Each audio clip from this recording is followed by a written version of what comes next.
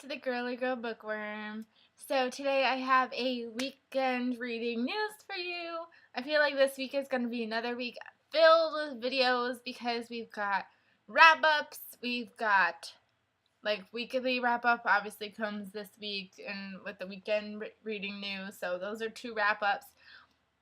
April wrap-up, May TBR, can't believe it's May already. Well, not already, but soon. And I want to make another book buying ban wrap up. Well, not wrap up, but update. So lots and lots of things to do this week on top of trying to read and live life and read. I'm not read and go to work and do fun things like that. Okay, so I read two books this weekend. The first book I read was Nefertiti by Michelle Moran. Sorry, I'm covering her name. I read a book by Michelle Moran. I believe it was last year, around this time almost. And that was Cleopatra's Daughter, and I loved that book. I'm pretty sure I had given that one 5 stars. If not, it was 4. And this one I gave 4 stars. This is one that I've had for a while. I've had it since last summer, and somebody had commented oh, I wish you would read that so that way I could have a good historical fiction book for the summer, and I just never got to it. So I was like, you need to get to it, because I've been trying to favor versus go towards my older books on my shelf versus my newer ones for this book buying ban. So I've been trying to favor both sides. And so that's why I went for this one. In the beginning, I thought maybe I was going to hate this book because I was only 50 pages in, not even, I feel like, and I was dragging. I just couldn't do it. I was like, either this book's just not going to do it for me, or it's me and I'm just not in the mood. And I ended up just pushing myself. I was like, at least give it another 100 pages. If you're still not feeling it, you can put it down for now. I ended up finishing it, clearly, because it's in my wrap-up. I gave it 4 stars. This, obviously, takes place in Egypt, and I thought our main character was going to be Nefertiti. Instead, it was Machnamjmalala. I can't pronounce her name to save my life. And that is Nefertiti's sister. And honestly, that's the one infuriating thing about this book, is there's so many characters that you can't pronounce their name. The only one I could really pronounce is Nefertiti. That's about it. The rest were don't even try. They were just so bad. But it takes place in her perspective about how she came to the royal life and how royal life treated her and how she just wanted a simple life and the reign of Nefertiti through her eyes. I thought that was interesting, but part of me was still I really want Nefertiti telling the story because I wanted the inner details. Her sister is pretty inner detailed as it is because she is so close to her sister. At the same time, I was I'd love to know what's going on in Nefertiti's mind. I did enjoy this book. Like I said, just the names, and I was kind of thrown off by Nefertiti not being the main character.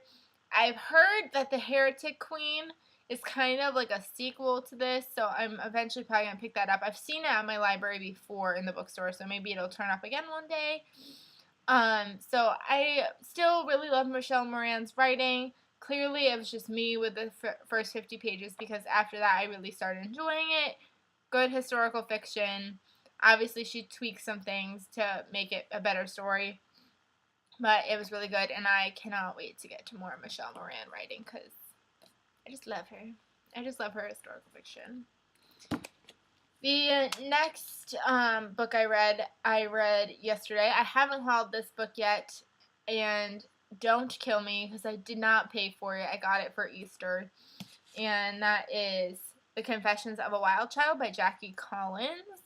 And look at, even though I hate this thing because it's really not a sticker, it feels like it should be a sticker, but it's not. But it is signed. That's the only reason I think my parents bought it for me for Easter, was because I had seen it in BJ's and I was like, it's signed and it's Jackie Collins. I need it now. I need it now. And they were like, okay, seriously. So then I think my mom had kind of like brought that back in her mind and bought it for me just because by the time my book buying ban's going to be over, the signed edition's not going to be there anymore. So they bought it for me. And this is like a prequel to the Lucky Santangelo series. This is the most recent release of that series. Very short, very quick read. Honestly, like the font is ridiculous. This is almost like a YA book, except it's adult. I'm not like she's an adult author. All of her other books are adult, so clearly this was geared towards an adult.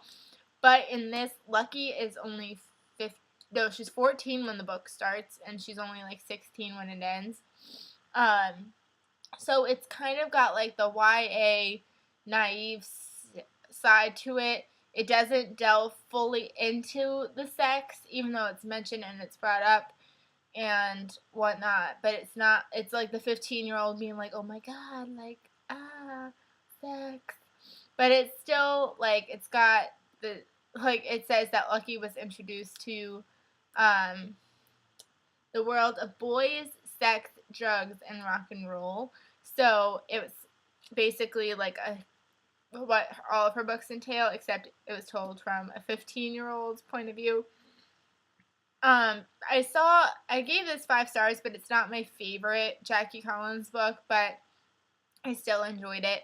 I saw a lot of people complaining that this was just a rip-off book because if you read Chances and Lucky, I guess it hints at, like, because there's things that even I knew happened. It's just, like, I didn't know the specific details, so people were like, well, it's just, like, excerpts from them, then just told fully, and so they were kind of let down because it was really nothing new to them. But for me, I haven't read the first 5 books in the series. I've only read, like, the last 4, if you count this one.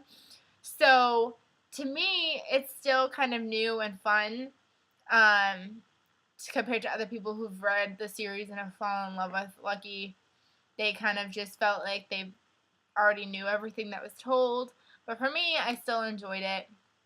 Obviously, I'm going to keep going with the series in crazy whack job order because I probably should not have read this when I did. I probably should have waited until I read the whole series. But I don't care. I read it and I enjoyed it.